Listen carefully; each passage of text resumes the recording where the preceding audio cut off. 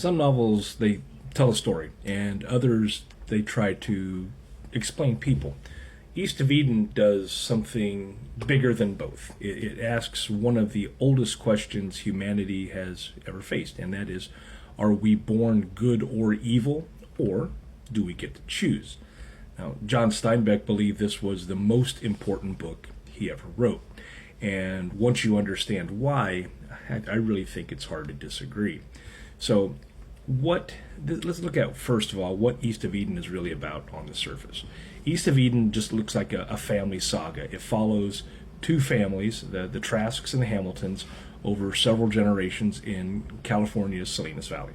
But beneath that story is something that's much older. Steinbeck is retelling the biblical story of Cain and Abel, the story of brothers and jealousy and rejection and choice. And he's telling it over and over again across time.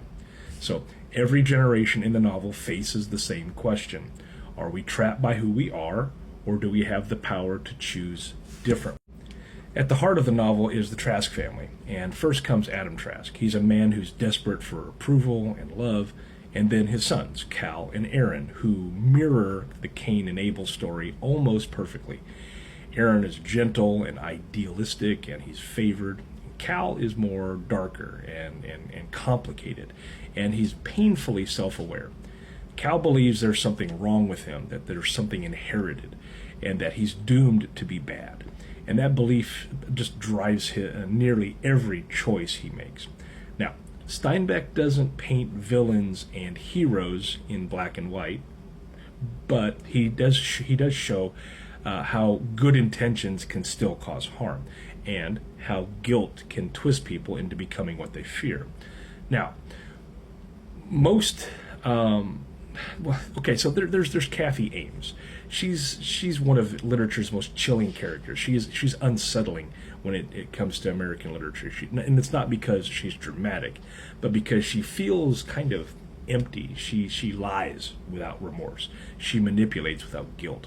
And she hurts people without any type of hesitation. And Steinbeck presents her as just this like a force of nature, but not evil in a cartoon way, but terrifying in her lack of empathy. And yet, her existence forces the novel's biggest question. If someone like Kathy exists, what does that say about free will? Is she born that way, or did the world make her? Now, the most important moment in the book revolves around a single word, and that word is Timshel. It comes from the Hebrew translation of the Cain and Abel story. Instead of saying, thou shalt rule over sin, or thou must overcome sin, Steinbeck says that the correct translation is, thou mayest. You may overcome it. You may choose differently. And that word becomes like the soul of the novel. And Steinbeck's message here is simple, but it's powerful too. You are not locked into your worst instincts. You are not doomed by your parents. You are not sentenced by your past. You have a choice.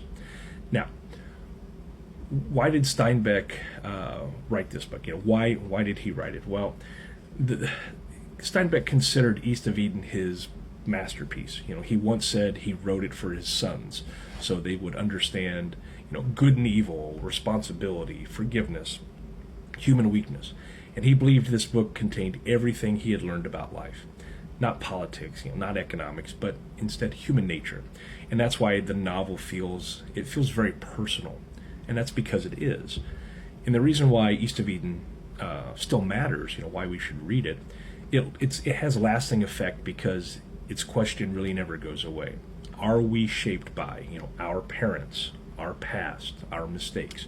Or do we get to choose who we become? And in a world obsessed with labels and blame and identity, I think Steinbeck offers something rather radical here, and that is moral freedom. Not perfection, not purity, but the ability to choose better, even after failing.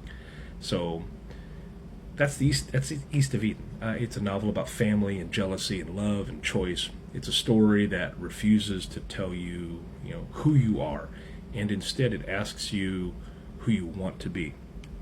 Because in the end, Steinbeck's message is simple. You are not Cain. You are not Abel. You are the one who decides. Tim Shell.